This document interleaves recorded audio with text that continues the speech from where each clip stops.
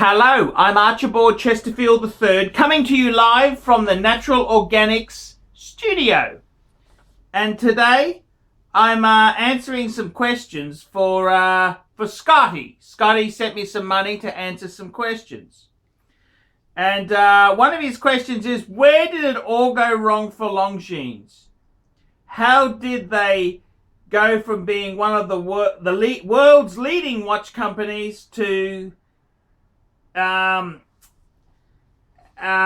blah blah to being just an entry-level Swiss watch? Could Longines ever take back their place in the pecking order? Well, I'll tell you what did it, Scotty. It was fucking the quartz revolution. That's right, quartz is what killed Longines. It's like so many Swiss makers there. Quartz came in and they thought it was all over. And it almost was. It almost was. But thank God it's had a massive rebound. I mean, look, you've got to remember that what happened is a lot of these makers, basically, after quartz came out in the 70s, 70s, early 80s, it really, the whole ball game, it was all over Red Rover. But in the 70s, quartz was, so many top brands. Patek had quartz, Vacheron, Audemars, they all had quartz pieces. Rolex even had quartz. They introduced quartz models. They had the Rolex Day-Date Oyster Quartz, it's the president. They had the Datejust as a quartz, the oyster quartz. Look, it was a very serious situation. Times changed. A lot of these makers, Breitling went bankrupt. Omega had huge difficulties. Many of these brands here, they nearly all collapsed. And it's very, very fortunate that you could say in many ways a lot of the dodgier Swiss brands were really, they were sort of cleaned out. You know, they were given the dick. And that was kind of a good thing. It sorted the wheat from the chaff. Then Swiss watchmaking became luxury Swiss watchmaking.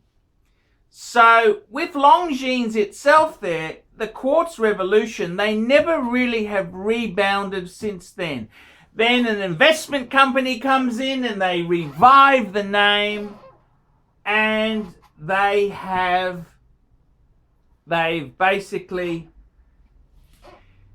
revived the name and they churn out pieces. Now you got to remember this, with Longines itself, I heard somewhere they sell a Longines every 30 seconds or something. Somewhere in the world a Longines is sold. I mean, it's an amazing numbers. And whilst you may think Longines has fallen off the perch, sure, that they're not as the high and mighty as they used to be. Longines was comparable to Omega and Rolex in the 50s and 60s.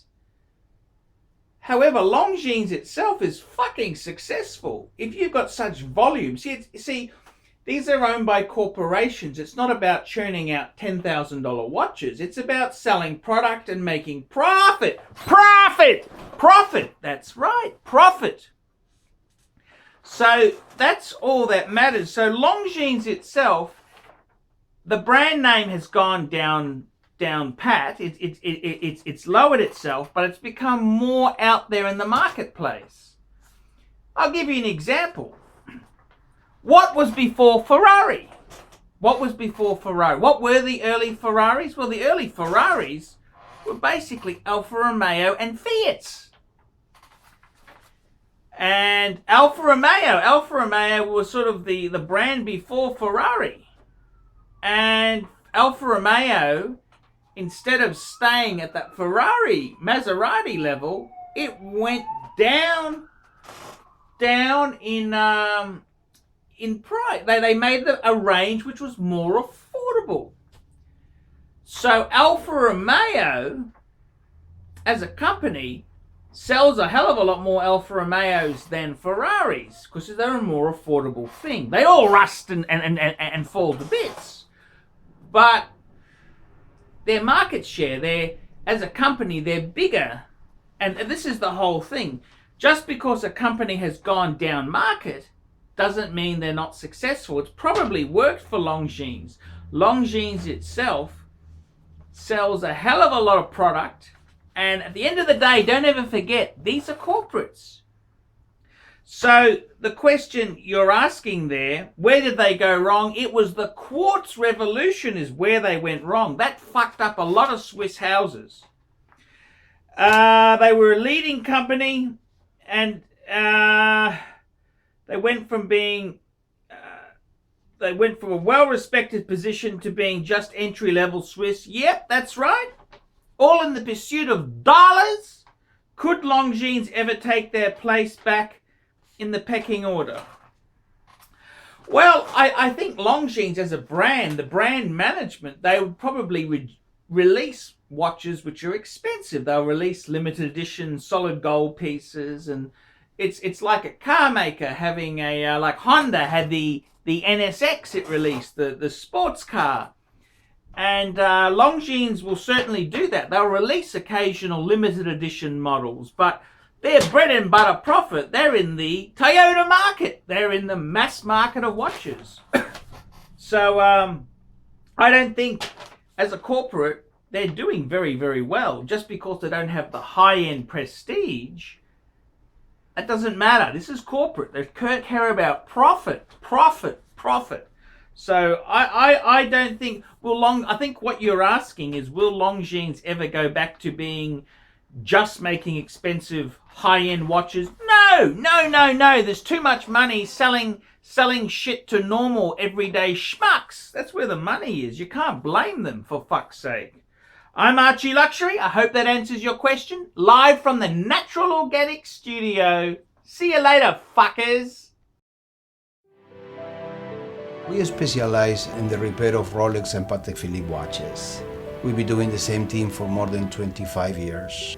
We have Rolex technicians certified by Rolex who actually used to work for the company for many years, like if we're doing the work on the factory. We completely disassemble the watch and we put it to work like brand new condition. When you get a pre-owned watch, it's like if you're getting a brand new unit. The only difference is the money.